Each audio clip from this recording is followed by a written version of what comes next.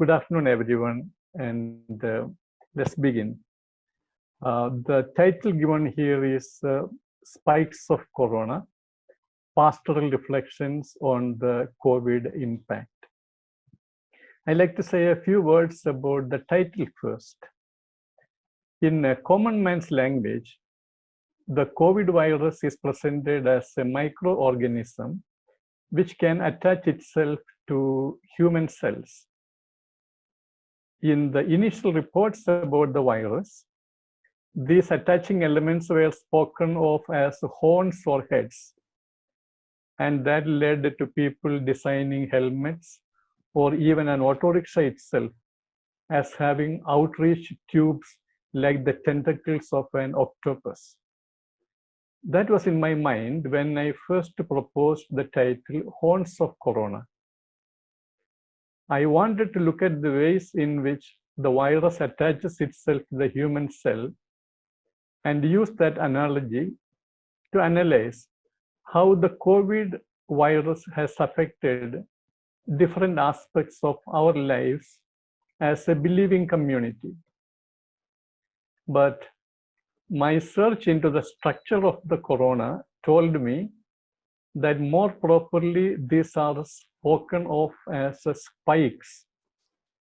We can see it so marked in what the Google presents as the structure of COVID virus. So we have it on the stage, and what is marked on the top is the spike. How many spikes are there for this constantly mutating virus? I do not claim to know. For me, the spikes represent the ability of the virus to attach itself to healthy human cells and the power of the virus to make humans sick. Our experience of the past 2 months have taught us that human cells or lives alone are not the victims of the COVID virus. Fear of the virus can break the strongest of relationships, as when a daughter who is a medical student refused to come near the dead body of her father, a previous municipal commissioner of Amritsar, or the basic respect we show to the dead, as when some people locked the gates of the cremation ground to prevent the burial rites of a renowned religious preacher. COVID virus has attached itself to many areas of our lives, challenged these, and at times proven very catastrophic. I wish to share with you my reflections on some of these from a pastoral angle. I wish to clarify my notion of the term pastoral. I do not restrict this term in an eclectic sense to include only the Catholics or Christians. In the small town where I live, I am the only Catholic priest around, and therefore I am the Catholic pastor for people of all religions who live here. Insofar as I have chances to interact with them, I have a responsibility to minister to them. As part of this broader vision, I look at 3 questions that the COVID or coronavirus has brought with it and deposited in the minds of most of the people.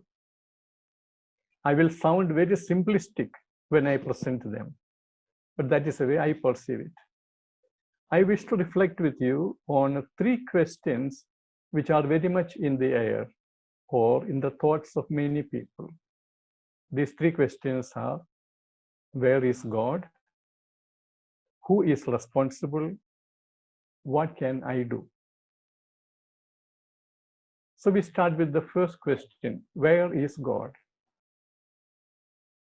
As it happens after every disaster, natural or man-made, there is a cry of the suffering mind calling out, "Oh God, where are you?"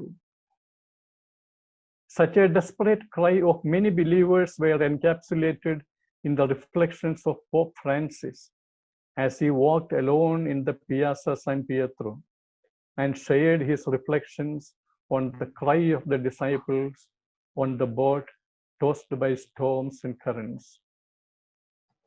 When a beloved one is lost, when the normal burial customs are not possible, when one cannot be near the dear one at that moment of life when the presence is most precious, when one lies sleepless in the night, this question rings out loud in the minds, breaking the eerie silence of the night. The question will lead some to the conclusion that there is no God. It is possible that some people who are around us may be grappling with this question, albeit silently in their minds. We have also witnessed and shared in discussions about the relevance and value of religious rites and rituals, the traditions and teachings that were very popular till the virus came and locked us all in. The virus locked up the places of worship. The pious and zealous Jews who believe that the world runs right because they say their prayers in time, clashed with the police in the old city of Jerusalem. For many others with such beliefs, the world itself collapsed around them.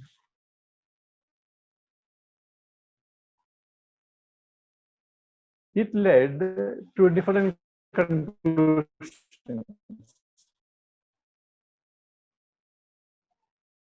To some, it happens in March to May, had major feasts of all the world religions. COVID suspended the celebrations of all these. God did not want this in that case. For others, it was a time to engage in a deeper reflection about the images of God and of going beyond the particular to the universal, from a God who demands worship to the one who commands love. For anyone who is serious about their faith in God, COVID has brought a question.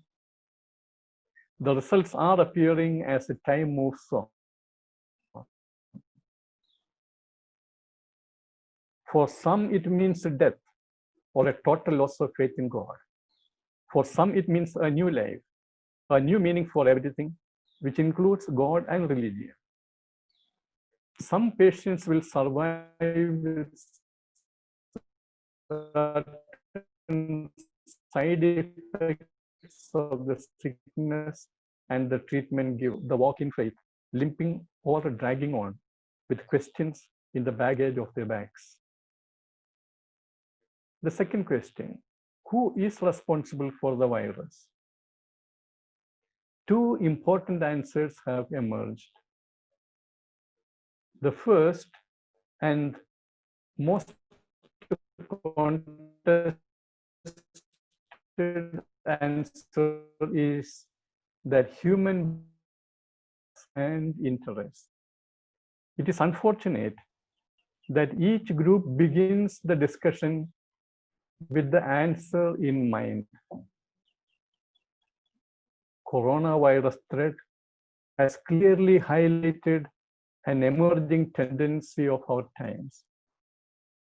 Your life is no more a search for truth. Your life is meant to be spent in defense of the opinion you have decided to support. People find themselves helplessly caught within the imaginary lines drawn on the map, on the graphs, and on the lists. COVID experience attaches itself to human history with a replacement mechanism. Truth in itself is not to be sought. Maybe it will never be known at a time when those responsible are around the globe. Therefore, say the pragmatist, seek what is convenient for you and popular in your group. That will get you going. Truth will make you free, said the carpenter's son from Nazareth. The governor of Judea asked him, "What is truth?" He did not answer with words. His silence is filled with meaning. Some will find a shelter in silence. Some people of our times will move into deeper silence. On the other hand, some will have words and words full of sound and fury, signifying nothing. The second answer to the question, who is responsible, is nature. Is nature taking revenge and reclaiming the rights? The other day, when the rare birds appeared in our neighborhood, did you not notice that they have come back from some faraway places? Have not new songs of the birds replaced the customary chants from our religious places? Have not many come closer to the earth literally, working in the fields and planting gardens even on the terrace? For many of our children, the air has never been so pure, trees never so green, and the caring presence of the parents never so real and satisfying. Such an experience will force many to think about reordering lives and priorities.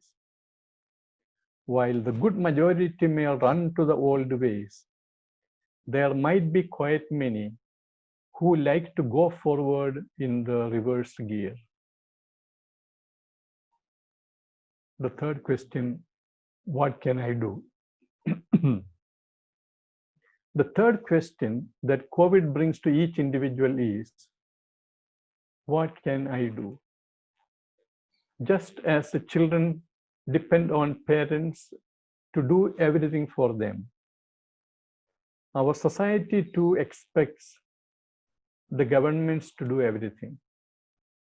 Unfortunately, governments have exercised their rights in deciding what is not to be done, and by deciding to penalize non-compliance of their orders.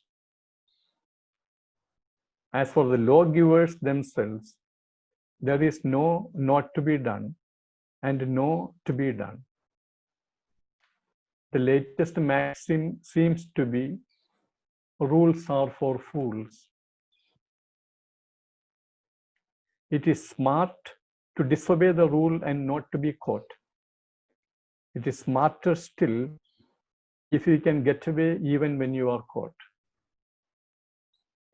COVID has exposed the hollowness of big talk and the character of big mouths.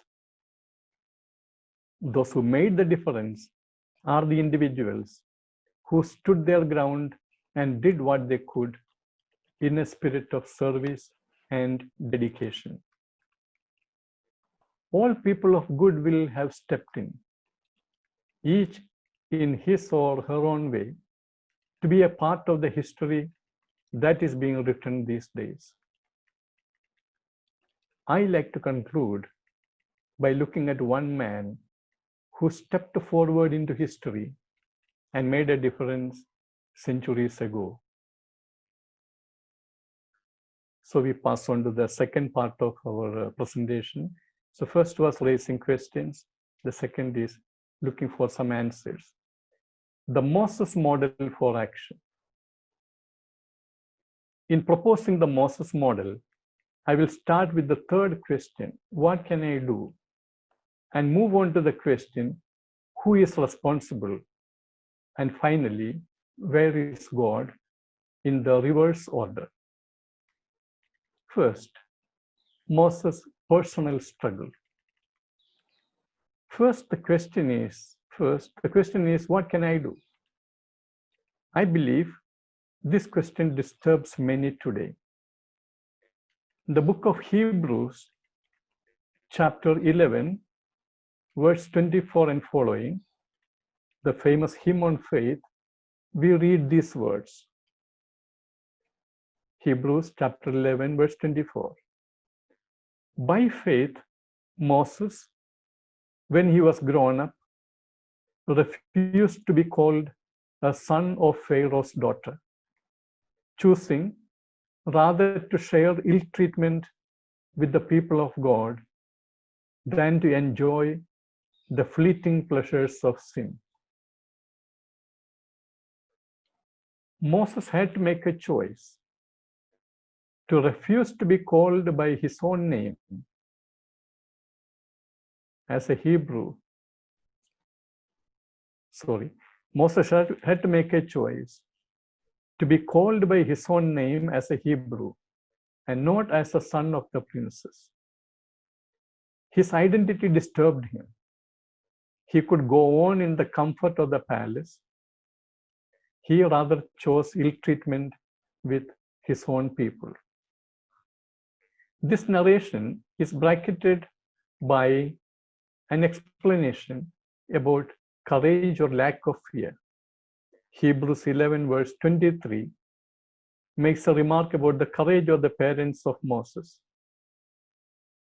By faith, Moses was hidden by his parents for 3 months after his birth, and they were not afraid of the king's edict.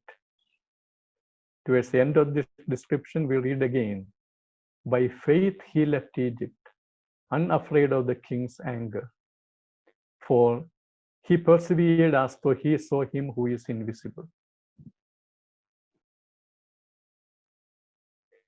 If anyone wants to do anything to make one's own life and that of his own people any better, fearless choices to abandon cozy comforts will have to be made. The journey of Moses led him to the land of the Midian. There on Horeb, he had a special experience. He came to know of a God who told him, I have observed the misery of my people who are in Egypt. Exodus chapter 3, verse 7. God told him, I have observed the misery of my people who are in Egypt. I have heard their cry on account of their taskmasters. Indeed, I know their sufferings. On coming down from the mountain, he went to his father-in-law Jethro and said to him,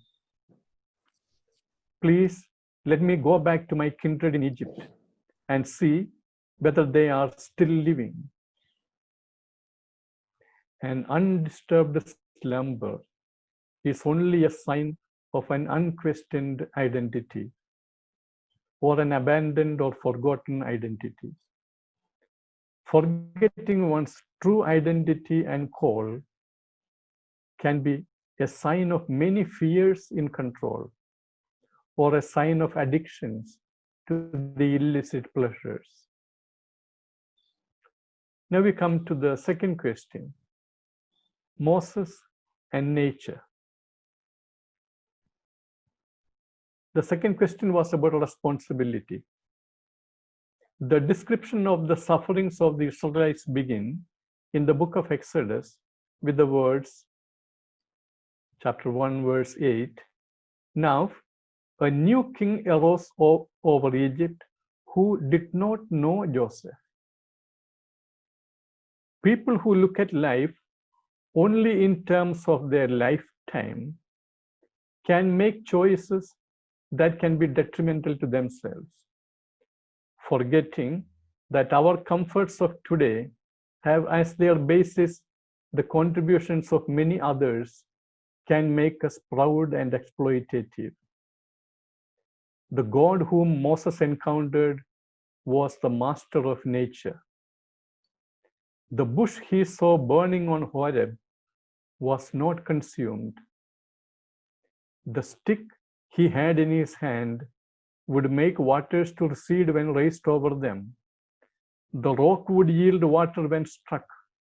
The desert would yield manna and quails as food.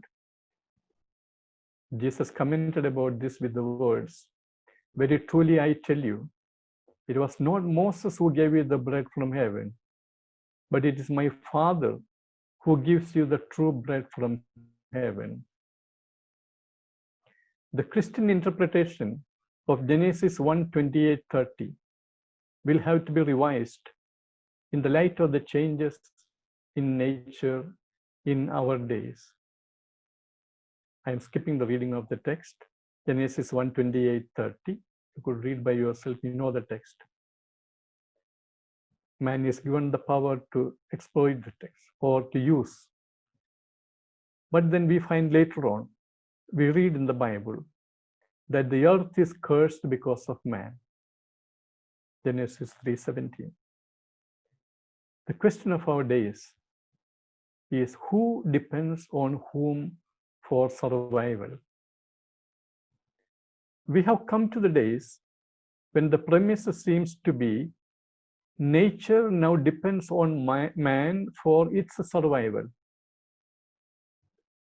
The genetic modifications and monopolizing of seeds and sperms have put a lot of nature in the control of few. COVID has taught once again that nature is central to the human fight for survival. Let me explain with an example. The human bodies that produce sufficient antibodies will conquer COVID and survive. Antibodies are produced by our body by its nature. The one in whom nature is strong and at work will survive. Mastery over nature is not yet with man. Man is only a steward of the time he is given between the two important changes that take place in nature. From the moment air becomes life-giving breath to the moment breath becomes mere air that surrounds us, the span of our lives. Hence, the prayers offered with trust before the one who commands even the winds and the seas to obedience is a right step in the restoration of proper order. To use an example from our days, a corrupt string of commands or a single nut that is loose can... Excuse me, Father, your mic became... Yes. Sorry. No To use an example from our days, a corrupt string of commands or a single nut that is loose can crash land a Chandrayaan that was meant to land smoothly. Each one of us have a role as a nut that holds things together, or as a string of commands that make us to act at the right time in the right manner. The talk about the string of commands leads us to the third question. Again, your mic is muted. As the model for our answers. Moses and God. In the church of San Pietro in Vincoli in Rome stands the world-famous statue of Moses, sculpted by the immortal artist Michelangelo. The statue depicts the figure of Moses as described in Exodus 34:29. The text of Exodus 34:29 reads like this in English. When Moses came down from Mount Sinai with the two tables of the testimony in his hand, as he came down from the mountain, Moses did not know that the skin of his face shone or was radiant, because he had been talking with God. The extraordinary look of Moses has been emphasized by the flowing beard. But what strikes you as strange is the presence of two horns on the head of Moses. Michelangelo's Moses has two horns on his head. How could he justify it? He had a reliable explanation to offer. The Hebrew text of Exodus 34:29 uses the verb karan from the noun keren in Hebrew for horn, and so could be translated as Moses had short fork horns. The Vulgate translated the text with the phrase kornuta esset facies sua. The time he spent in the presence of the Lord changed the appearance of Moses and gave him new powers. Exodus 33 speaks about the long hours Moses would spend before the Lord in the tent of meeting. The prayer of Moses in Exodus 33:13 is translated in today's English version like this: If it is true that you look favorably on me, let me know your ways, so I may understand you more fully. The Lord revealed himself to Moses as the Lord, a God merciful and gracious, slow to anger, and abounding in steadfast love and faithfulness. Moses kept going in and out of the tent as he sought instruction from the Lord and instructed the people. Following his instructions, many came forward. We read in Exodus 35:21, and they came, everyone whose heart was stirred, and everyone whose spirit was willing. And verse 21, we read, and from among them, Bezalel was especially chosen to lead. As the church plans the future steps ahead, we need the conviction that this is the path on which the Lord wants to lead us. The seminar yesterday discussed a lot about our social involvement, the coming together of people whose hearts have been stirred by the Spirit, and the acknowledgement of the approval by the Lord can set us on the march with certainty that the Lord is walking with us. And that is my wish at this time as well, that in all that we do, we may be certain that the Lord is walking with us. Thank you for your patient listening. Over to the house for discussions. Thank you.